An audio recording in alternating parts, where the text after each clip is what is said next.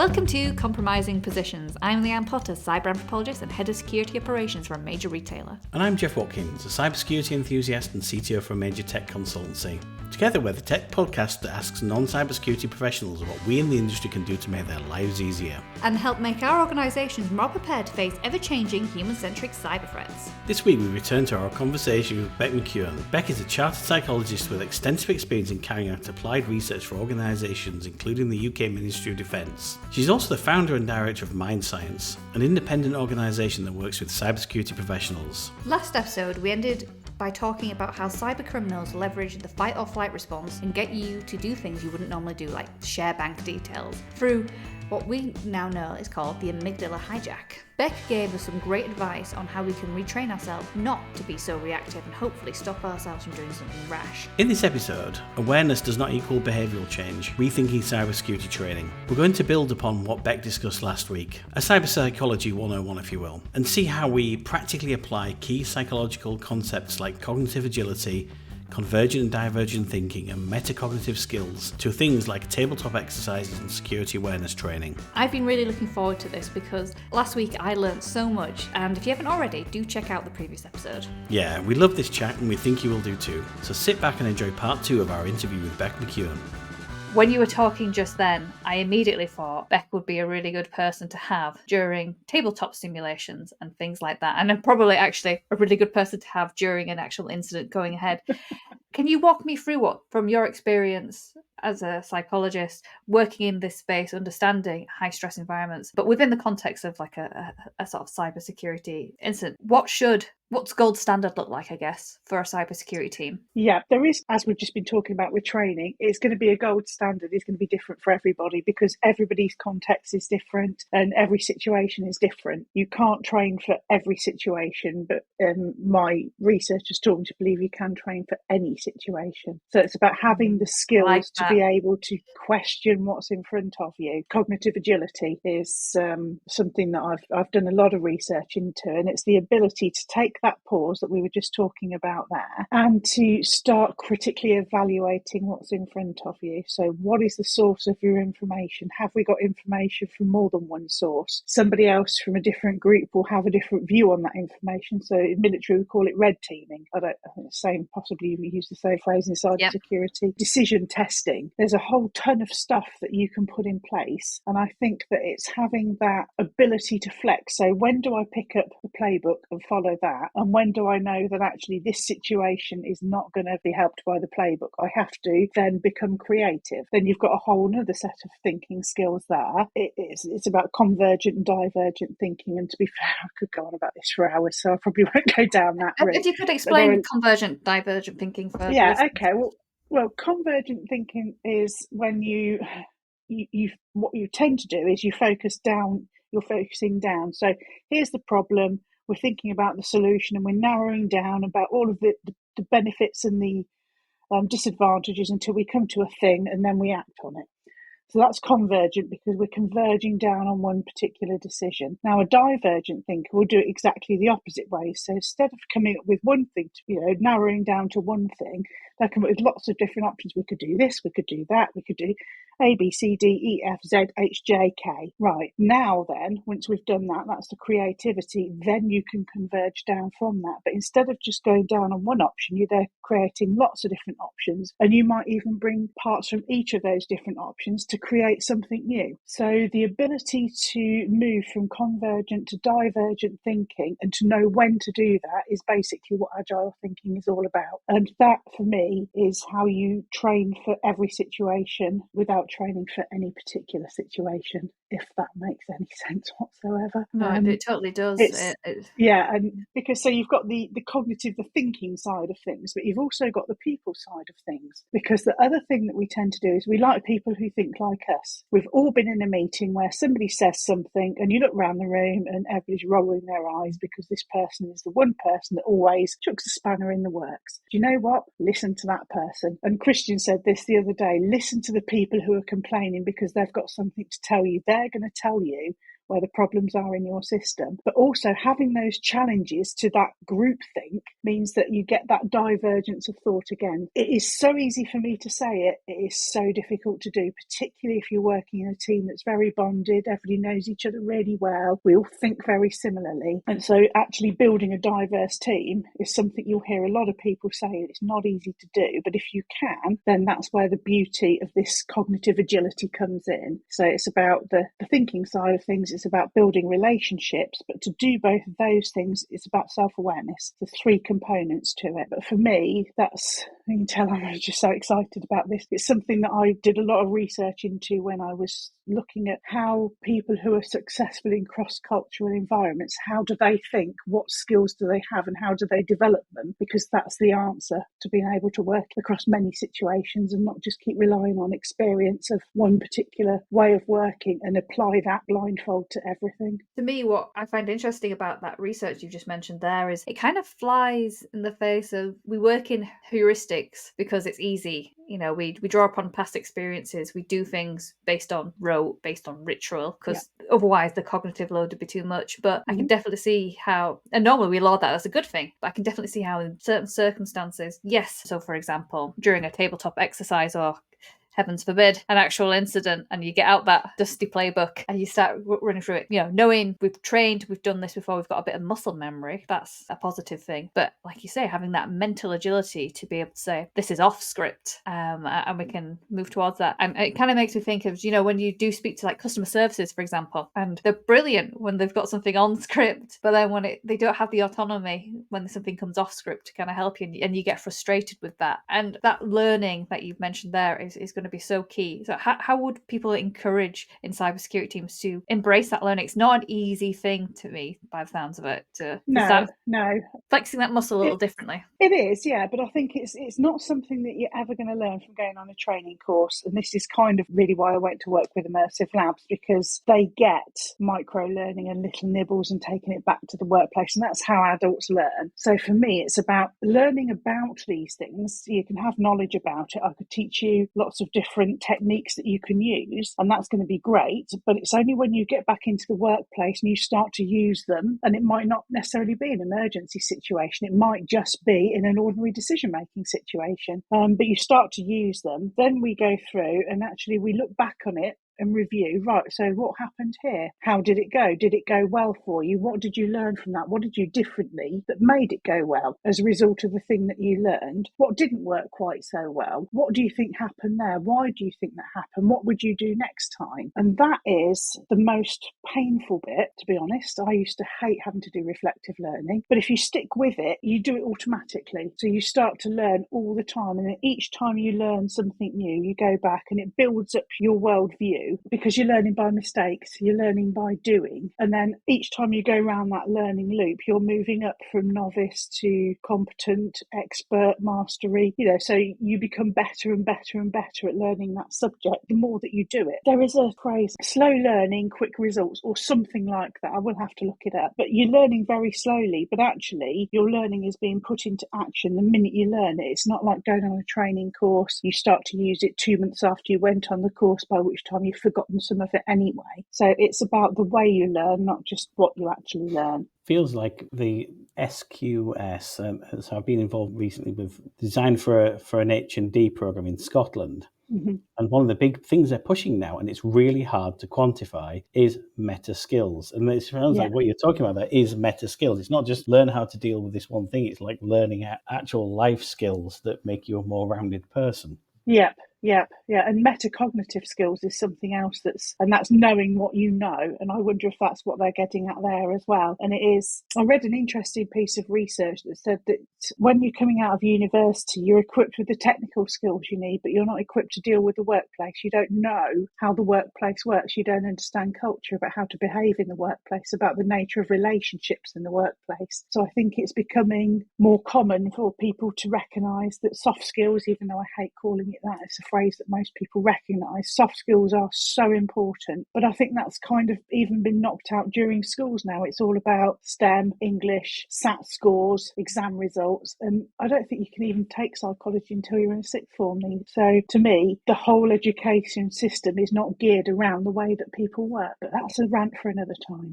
No, I also agree, and I bet not open that can of worms either.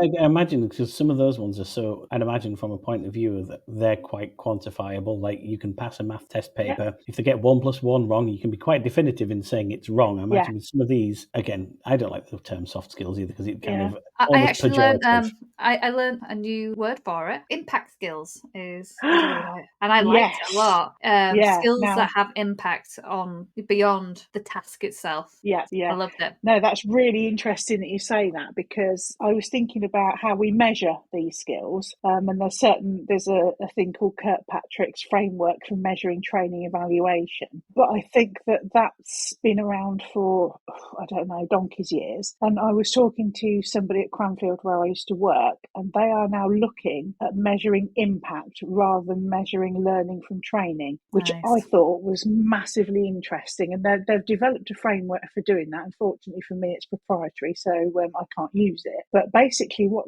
they asked themselves is that as an educational establishment, do they deliver the impact that warrants the investments that clients make in learning and development? And I just thought that's a really interesting question. And does industry even understand how value is delivered through the work that we do? And I've just read that out from this particular booklet of theirs. I'll just run through a couple of things. You might find it quite interesting. Yeah, please do. They have categories of impact driver. So the first one is sort of about conversations and communications. So what is it that you learned in the educational program that means that you can go back to the workplace and have conversations develop as a consequence of what's been learned? So the way that they communicate outside of the program changes. So therefore, you're making a bigger impact in your workplace because you've learned how to communicate differently. Sense making. People learn something new. They go back and they can then solve organisational level challenges because they've learned to look at things from a different perspective, and they can make sense of it in a way they never did before. Relationships, we've already talked about this. It's about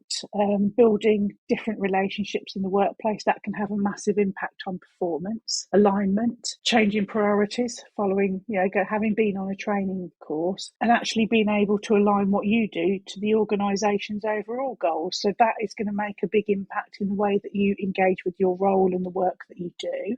Engagement, that's another one. And capability. I think their participants linked their changing capability to performance benefits within the organisation. So everything is starting to look at the impact that training has, not I've learned something through knowledge and I can apply it and I can say it by rote, because you can, and a lot of things like that. But having that doesn't necessarily mean you transfer it. So I was really keen to see what they've been doing on this measuring impact, because I think that that's the way that evaluation is going to go, because it takes away the problem of I can measure a task that you've taught me, but I can't measure decision making because you don't know what went on in my head. You don't know the process that I got to get to that decision. And even when you've made the decision, you can't necessarily know that it was a good or a bad decision until many months down the line. So therefore, it makes it really difficult to measure. But I think if you start to look at impact in the business, it's going to be an interesting area of research going forward. And I'm keeping an eye on that to see where it's going to go, because I think it could be the answer to the problems we have with measuring workplace learning. I think that's, people always say, oh, well, one of the challenges you have as a cybersecurity professional is keeping up.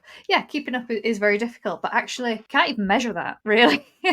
And I think the whole question around measurement in cybersecurity is a minefield, and I've seen very few instances where we've managed to crack it. So throughout my cybersecurity career, just had reports under my nose. Okay, we've our controls have stopped these many attacks, these many let in, for example, and 500 people have done the security awareness training in the last 2 weeks. Yeah, but then so what? The so what piece. Exactly. Yeah. It's really, really difficult. And it's the so what piece of so what for the teams themselves, the cybersecurity practitioners, like, would you want a pat on the back? Is that good? Is that bad? Yeah. And then the so what from the business going, yeah.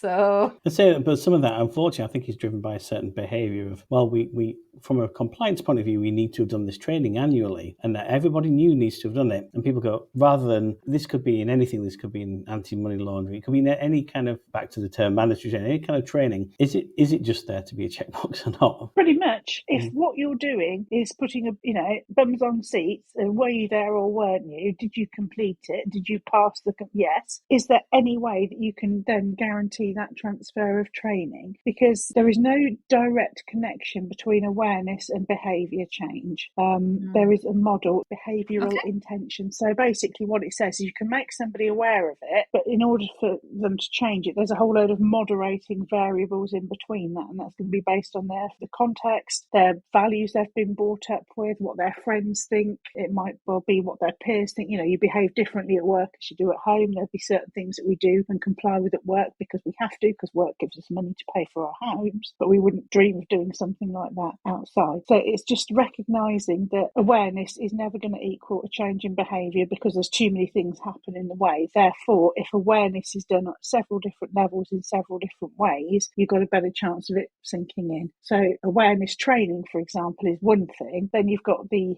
posters around the office, which is slightly old-fashioned now. If you look at it from many different ways of doing it, you're more likely to get more compliance, because there's the people who absolutely will not do it because they hate it. There's the people that love it and do it and really truly believe in it, and there's everything in between. So you've got to try and pick up on all of those different attitudes towards it, which again makes it more complicated, because then we go down the road of one size doesn't fit all. Again, it's circular, isn't it? We just keep ending back in the same place. It just reminds me of those adverts, which I'm sure you remember, because they've become a bit of a meme. Copyright, and when it comes to things like software, and I think it was actually about movies. Like, you wouldn't steal a car, you wouldn't steal an X, and sure, it made people aware, but did it really change any behaviour other than the fact that people like to laugh about it as kind of a meme later on? It might make you remember it. You might not do anything about it, but that's the only thing that you can hope, is it made you laugh, so it sticks in your mind. But that's better than me doing my fire extinguisher training at Cranfield, where it didn't even make it through to switching down the computer at the end of after the session. So, but again, what would have made it a more effective campaign? That one in particular, it's about, it's about pirating films, isn't it? Online, that advert would be actually maybe the key grip who works on that film. They couldn't hire one. He lost out, wasn't able to make any money. That kind of emotive story instead would have been more effective. Like every time you do this, you are impacting the industry. We have to cut corners somewhere, and we're cutting corners at the human element. I was going to ask, you said to me in one of our pre-discussions, don't measure things just because you can. And you mentioned that in terms of you need to identify value and business impact. What do you mean by don't measure things just because you can? You can't. Well, I think we've kind of already sort of skirted around it. Is that you can comply with regulation by saying you've trained everybody, but have you trained everybody, or did you just have them there and they've completed the training? It's measuring the easy things. So it's easy to measure knowledge because you either know things or you don't. Like I talked about the law of armed conflict, and certainly there'll be a whole bunch of stuff that is knowledge based, and you can measure it. You can't necessarily measure somebody's attitude towards something. I mean, you can have attitude surveys, but that's going to depend on them filling it in. You can measure what's directly observable and that we can understand, and it's easy. But is it actually going to measure the impact that it has on the business? The model I mentioned earlier, the Kirkpatrick model, which is the one I was taught when I did my training, has 4 different levels. So level 1 is reaction, the happy sheet. Did people find it engaging? Was it relevant to them? Did they enjoy the lunch? Was the room the right temperature? Those sort of standard forms that you fill in at the end. We used to fill in at the end of a training course. Then the other thing that you've been measured is the learning. So that's that test. You take a test before you take it afterwards, you see an improvement in scores. We love that because then we can directly show that training made me know more, therefore it was worth the spend. But you might have learned something, but did that change behaviour? So that's the degree to which the people who are on that training course actually apply what they learned when they get back to on the job. So again, if it's observable, if we can see, do you shut the fire door every time you go through it because it's a fire hazard? Yes, I do, because the door's open or shut. Have I changed my mind about equality and diversity? You're never going to know, because what are you going to do? Measure my behaviour? How do you do that with everybody? How do you actually prove that happened? Exactly the same applies to cybersecurity awareness training. You've trained all this stuff. How do I get back? Oh, let's do a phishing thing. But there could be a million and one reasons why that didn't particularly work. So you're never really sure that training had that effect. And then you've got level 4 of the model, which is what outcomes occurred as a result of the training. So have you actually had less cyber incidents as a result of all of this training? Well, do we know that? Is that measurement ever brought into the equation? Or does it stop with, we train the people, they're still doing the bad thing? I would love to think that there's cybercriminals all over the world going, oh no, have you heard about Company X's security awareness training? We better not go there. They're really well trained, and avoid them. Yeah, I'd be very surprised if that happened, because I'd quite like it if it did. We all know that, I don't know, it's easy to focus on things that are obvious and are there in front of you. It's not so easy to dig around into the problem, and I think it's another natural thing that we do as part of this, the way that the brain works, those heuristics, is that actually we try and find a solution. What we don't do is stay in the problem space and dig around in that to actually find out what's causing it. We just go and apply a solution that we think is sensible, which goes back to that user-centered design thing. We don't know what other people do for their jobs. We think they do, but we don't know what it's like until you've actually had the experience of working in that role. I say being at the coal face, but that's quite an old-fashioned way of talking now, isn't it? You say nowadays being at the code face. The code face. Oh, I like that. Oh, yes, thank you. I should write that down. And I do wonder, though, if the way cybersecurity arranges its metrics is because of the context of the business overall. So unless you actually work in a cybersecurity company, you are just a small element of this business. Mm-hmm. You're not part of usually a revenue generating team. You're not usually. I would argue there is definitely occasions where cybersecurity teams are definitely valuable and part of that value offering. And Jeff and I have done talks on that very thing. However, traditionally, not seeing as either value adding, if we think of it in the terms of tech, about software development, building things to create value for their customers that will be revenue generating. We don't really do that, but we're still tested on very similar metrics of value driven. Like, did you finish that project? Well, no cybersecurity project ever finishes. That's probably why there's so much burnout in this industry. And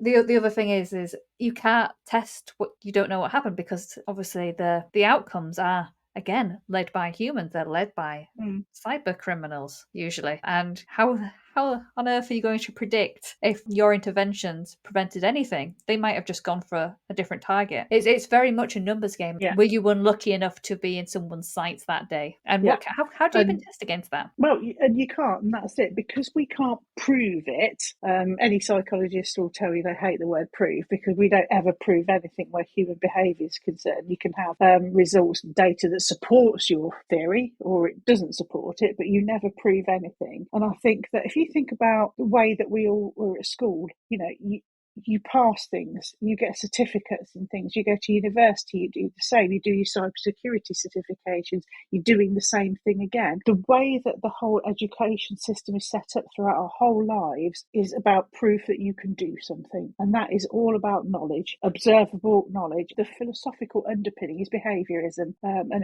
it came around in the 50s. All of our education system is built on it. Everything, the military education system is purely built on it. We measure things that we can observe. And yet we know through later philosophies about constructivism, the way that I've been talking about adults learn, we build knowledge in our brains, we go and try it out, we learn by mistakes. That's never moved into the education system. So everything that we do is based on a system that's been around for 50 plus years, 70 years. I'm forgetting how far into the 2000s we are now. So we know it's an automatic thing. If you can measure it, you can prove it works. If you can't measure it, you can't prove it works, therefore it's not worth anything. So it's about challenging those years and years old assumptions about how we go about measuring things that needs to change. I've been talking about it for 20 years. I haven't seen any much of a shift in change of direction yet, but yeah. No, but I'm sure your research is contributing to that needle moving forward, even if it is incrementally. And I don't think it's you. I think it's not just change little c, is it? It's changing mindsets. It's changing the way businesses run. It's changing the way so one team gets budget and another team doesn't. It's a huge. It's a culture change. Yeah, moves at the speed of a glacier. Yeah.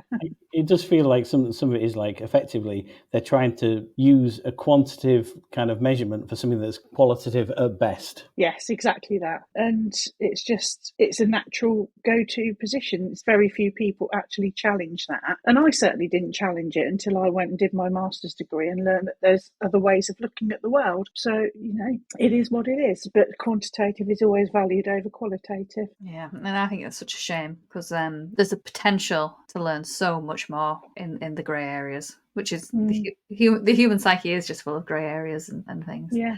Final question for you. So, your business is all about focusing uniquely on the cybersecurity teams themselves, all for that a nice bit of introspection. What does that look like? So, well, firstly, when people come and hire your services, what are they after, and how do you get them to where they need to be? I think what they're after is the difficult one, because people don't necessarily know what they need. They know they have a problem, but how to solve it is a different thing. And I think what they actually want is to have confidence that their teams can step up when the time happens, because it will happen. That's kind of well known now, I think. And also to know that not only can they step up in terms of the way that they react to it, but they step up together as a team. Because one thing that does happen a lot when people are under pressure is there's conflict, always. There's always frictions. That itself can get in the way and hinder any sort of response, because if you've got people arguing amongst themselves because they've got different views on what needs to happen and when and why, then that's wasting time. That's not an effective response. So what they're looking for is to have confidence that their team can step up, can do it together as a team. They'll act resilient, they'll have resilience as a team then, and you'll have a far more effective response and a quicker response, and you'll also be able to recover more quickly afterwards. So it's about solving a problem rather than looking for a particular outcome,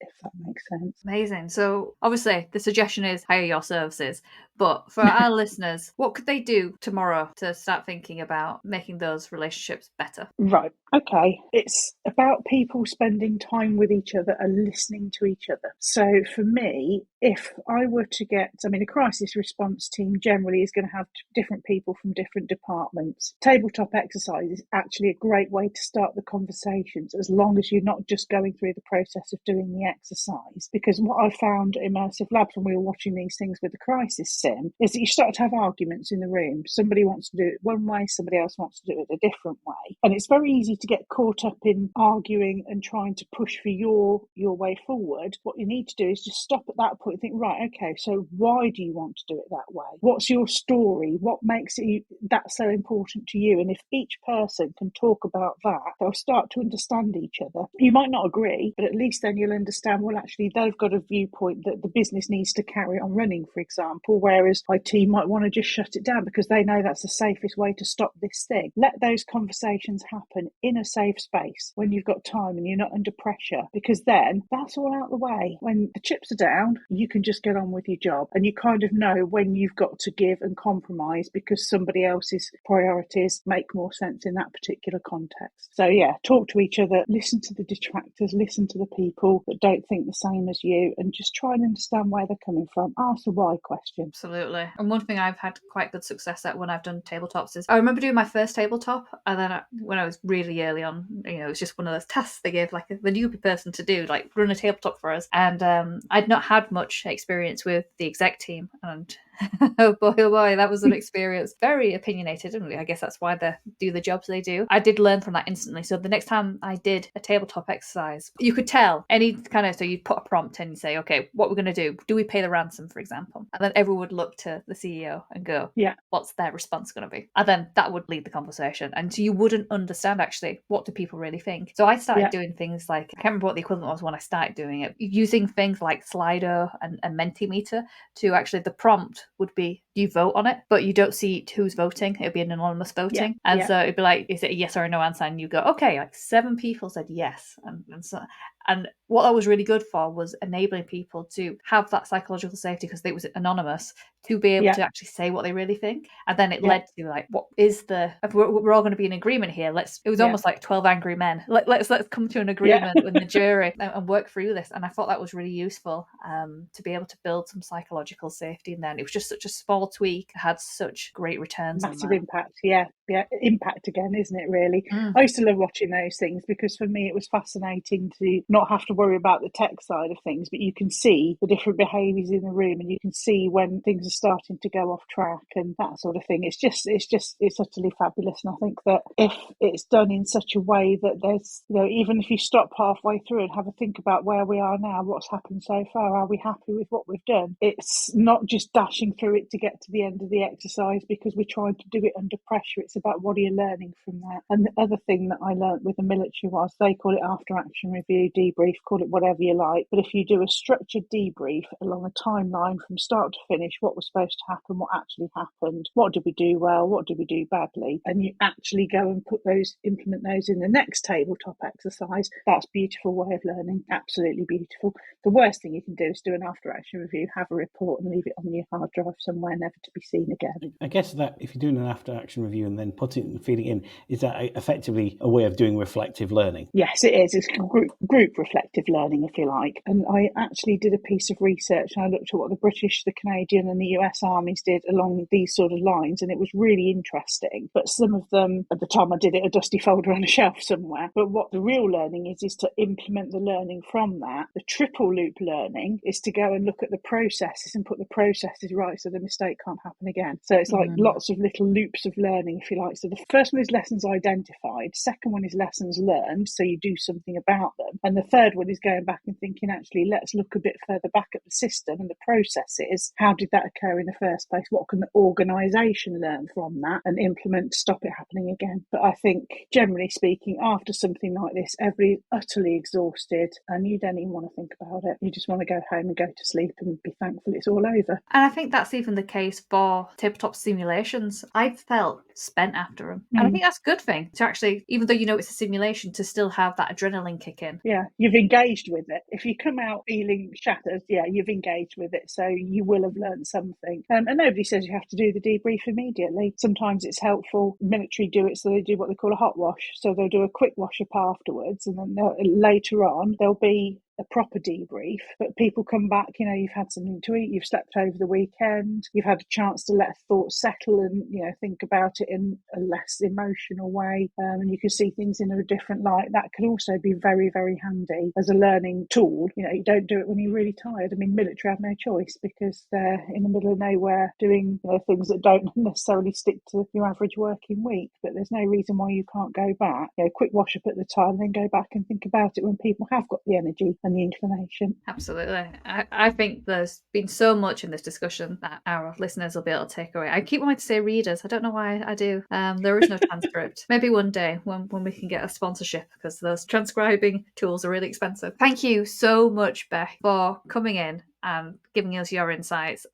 You've definitely given me food for thought, and I'm very looking forward to when this episode airs to throw this at my team and say, this is how we're going to do tabletop simulations going forward. Yeah, no, I've really enjoyed the conversation. I always do enjoy these types of conversations because I think there's so much that I have to learn about cybersecurity, and there's so much that I have learned about psychology to pass on. I think, as we said right at the start, it's that sort of meeting of two subject matter experts and working together to facilitate each other's understanding, and that to me is just wonderful, and I think there's a lot of learning to be had from that. So thank you very much for inviting me. Where can people find you? To tell us more where you can find about your business. I'm sure people will be clamouring to utilise your services. Yeah, you can find me on LinkedIn. I also have a website which is mindscienceltd.co.uk, and there's a little bit of information on there about this agile thinking that I bang on about quite a lot. So you can find me quite easily in either of those two places. Wonderful. Bec does a lot of podcasts herself. I've seen YouTube videos. I'll put in the show notes anything that our listeners will find of use based around this topic as well in there. Thank you. As all your socials as well. Yes, it's all on LinkedIn. I tend to put it on there because it keeps it all in one place. It's a bit hard to keep track of otherwise. Definitely a lady to follow. Really, really interesting content. Thank you very much. Since I heard Bec say awareness does not equal behavioural change, I've been saying it to anybody who will listen and having it roll around in my head in a constant refrain. Oh, me too. And I think it pretty much sums up why a lot of security awareness programs are, at best, just boring compliance tick boxes, or at worst, like Damien said in a few episodes back, silly or annoying. Yeah, I think there's a lot to be said also about how we measure things. or really what we can't measure, more like. Which is just as an important consideration in my opinion. Absolutely, and the challenge in measuring things like behavioural change in turn makes it more difficult for cybersecurity teams to prove themselves or even justify the work they're doing inside the organisation. And that's coming from someone like Bec, who's trained to quantify or qualify human behaviour. So if a trained specialist is saying that it's tough, what hope does your average cybersecurity professional have? Well, I guess if they follow some of the key takeaways in this episode from Bec, they're probably off to a good start. Absolutely. Right, now time for a hot wash on this episode and see what we've learnt and what we can improve on. Sounds good to me. Links to everything Bec discussed in this episode can be found in the show notes. And if you like the show, please do leave us a review and a share on LinkedIn or in your teams. It really helps to spread the word and get high quality guests like Bec on in future episodes. And don't forget to subscribe on the platform you're listening to. That small act means the world to us and also means you'll never miss an episode. We hope you enjoyed this episode. See you next time. Keep secure and don't forget to ask yourself, am I the compromising position here?